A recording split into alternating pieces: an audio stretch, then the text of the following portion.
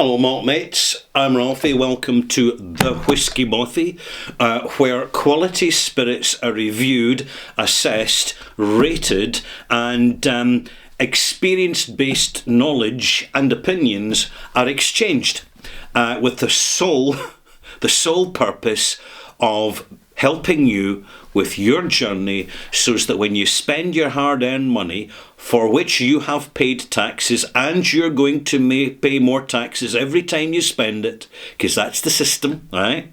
It's the way it works. We need to keep it as best quality as we can. Now, there's no harm in having a bad whisky, a mistake purchase. We all need to make them once in a while, for a very simple reason: we learn so much from it, and nothing sets up a good whisky experience better than starting with a glass of poor quality whisky. It explains the difference in smell and in taste. However, at times we start to take some of the side roads in this journey. We start to take a bit of a chance, depending on our budget, depending on our mood. And we can come across the most surprising of malt moments and blend moments as a result of this.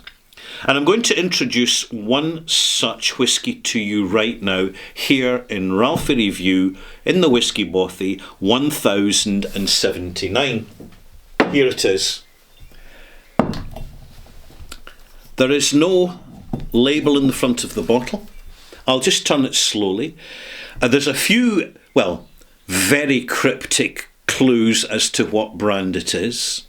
Rightio.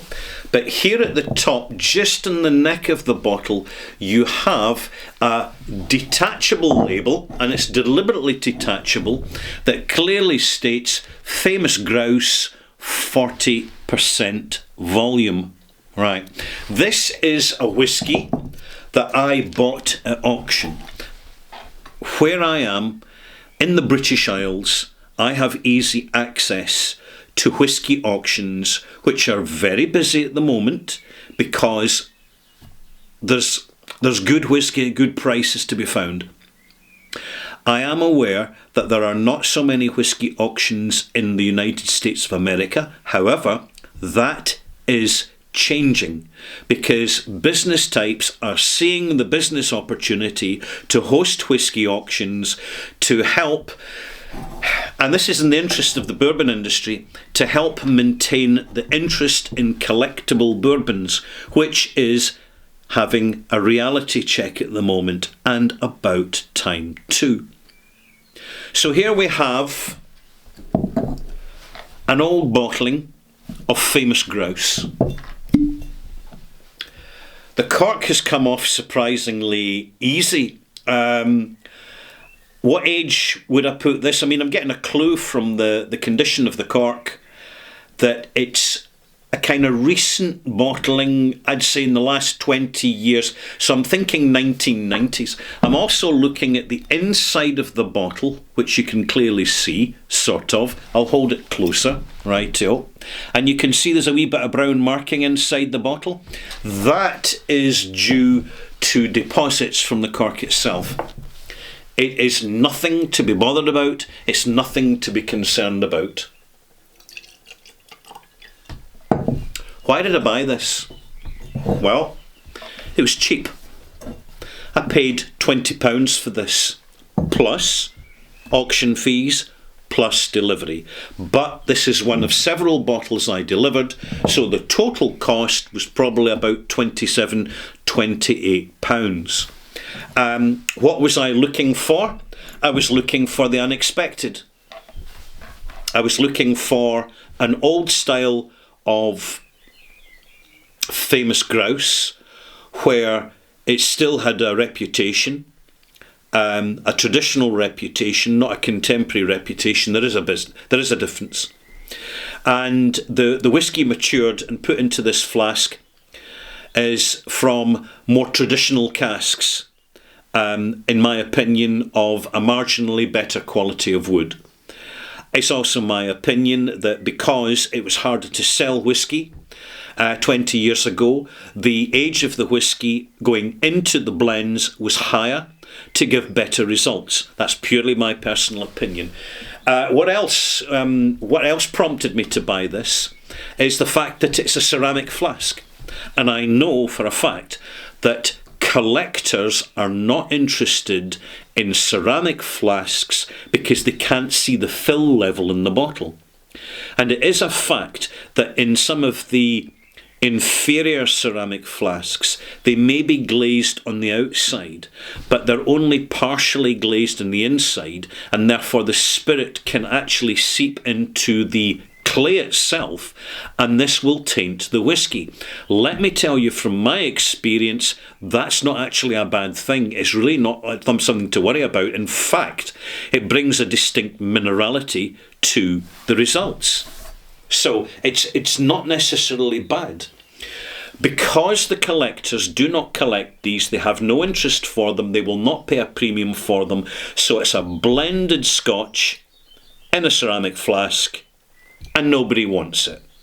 It's exactly the same with Chivas Regal ceramic flasks, White and Mackay ceramic flasks, and of course Bell's ceramic Bell flasks, which are the single most uncollectible collectibles that you will find at auction. However, the older versions do contain the original version of Bell's, which is distinctly superior to what you can buy now. So what have we got here? Now, I've opened this recently in a live stream that I did from Bothy Live for my Patreon subscribers, and I treated them to the first pour, which was quite a conservative Famous Grouse to start with, and that went quite eccentric and almost Parma violets. If you know of the Bowmore saga from the 1990s, it was heading that way, but it never got quite so extreme. It remained very interesting as a drinkable Scotch. So what have we got here? We've got something that is 40%, definitely chill filtered, and there's probably a spot of caramel colouring in it, but in my opinion, and I'm sure you agree, not very much, if any at all. The nose is caramelly and aromatic, slightly raisin, slightly vanilla, so we're talking a combination of ex-sherry, ex-bourbon casks of pretty reasonable standard, because at this moment it is the Edrington Group in its previous guise as a competent whisky maker. Yeah, take that as you find it, that comment. There's a slight and very interesting little lemon note over the top of this, and also just a hint of mint and soft ginger. The nose is clean, clear, crisp, as I mentioned, slightly aromatic. The aromatic ties in with that caramel note, that soft caramel note. This is a promising nose. First taste.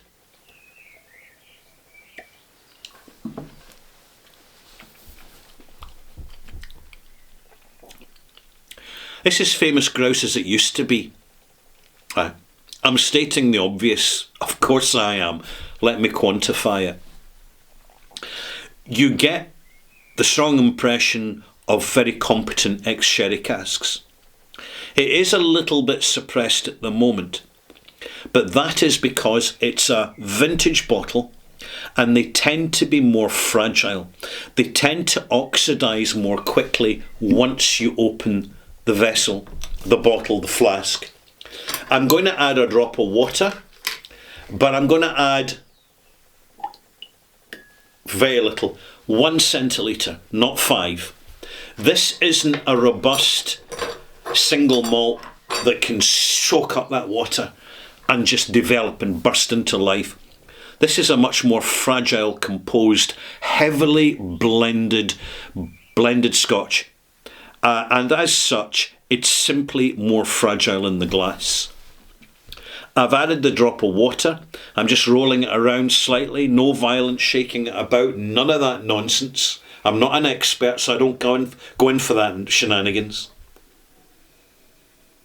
It's softening the aromatic, softening the caramel slightly. It's becoming more fresh fruit. The raisin's becoming more prominent from the sherry influence, and also the vanilla, which is prominent from the ex-bourbon cask influence. It is relatively simple, but there is substance of character to the malts in this. I'm certainly recognising Tamdhu, and I suspect a drop of Island Park. It's got a sense of old bottle effect, which is something that you would absolutely expect from a ceramic flask, because it isn't a bottle in a conventional sense. It's not made of glass, it's made of clay, and it's been glazed, right? And it's been fire kilned. And as such, it essentially has the basic properties of a glass bottle, because it's a container for liquor. But it just works differently. And I've noticed this before with ceramic flasks, which is why I tend to look for them when they're going cheap. I think they're worth a gamble. I think they're worth a punt. They give you an interesting whiskey, and even better, you pour a glass and then you add a contemporary malt to lift it, and you can get something really quite exciting. I'll do that sometime as an extra. Demonstrate it for you. There's a mild touch of savoury butyric note. Now, butyric is slightly rancid butter. I don't mean that as a negative. I mean that as an objective observation which adds interest and character to this blended Scotch and doesn't really detract from it. Unless you're just an occasional whiskey drinker, then you would find it a little bit, quote-unquote, bonkers.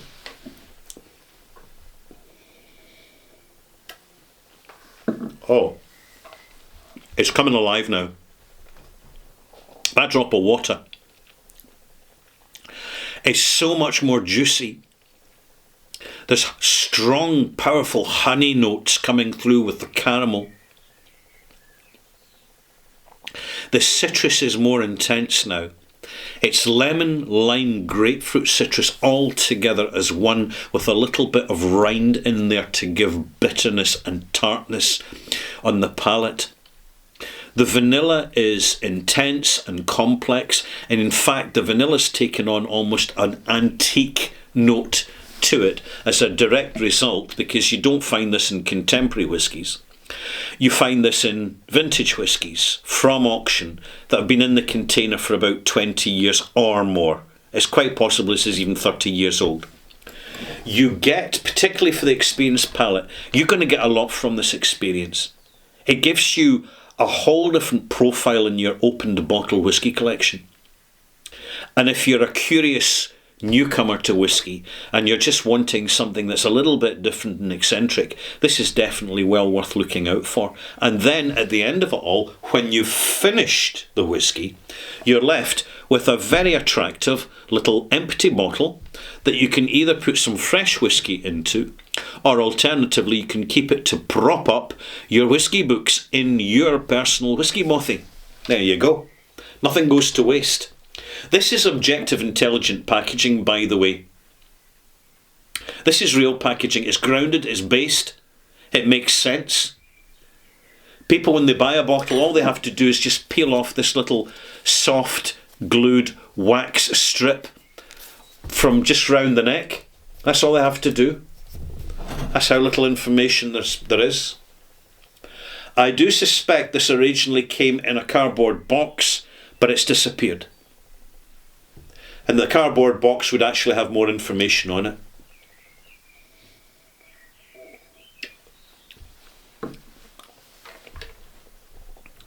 There's a slight cognac note. You know, that old grape must thing? This is such an interesting whiskey, actually, for something that's young, blended, really traditional. It's a very good benchmark of where Famous Grouse was. You see it reflected to a certain extent in modern bottlings, but not in the same way. In the modern bottlings, you just don't have the same style of cask that you had then. And this is something also that's quite unique. This is a smell and taste of a bygone age, of yesteryear. Realistically, you can go to auctions now and you can buy, when they appear, and people do pay a premium for them, you can buy bottles of whisky that were bottled in the 1930s, the 1940s, the 1950s. The most interesting ones are the 1960s and 70s, after the major European war, after the World War, when there was a glut of really, really good casks. A lot of sherry casks were in the market, which had held sherry and maturing sherry for longer than expected, because during wars nobody's buying sherry, except governments, for the politicians, for the parties, because that's the way it works.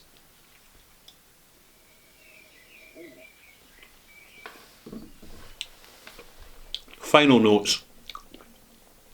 If I was to give this someone blind, 1, only an experienced palate would know it's a blend, because you've got that slight sweetness amplifying the vanilla note, and it's coming from corn, the corn component of grain whisky. Someone less experienced would take that for a single malt. Which one? Speyside, definitely. Possibly Glenelgan or Cardew. It's a really interesting whisky. I'm really glad I bought it. It's actually, in its own way, it's fascinating, because it's not an ancient bottle of whisky. It's just cheap. And there's other bottles of whisky at auction which are also relatively cheap and inexpensive. And more people, instead of taking a trip to the retailer to buy a bottle of contemporary whisky made just this year or last year, they're actually instead going on a journey to auction houses, online or in person, and buying some budget-based whiskies and having a tremendous malt moment as a result of this. Something I'm going to be discussing shortly in my next review, 1079 Extras, entitled Buying Whisky at Auction. Please join me. See you there.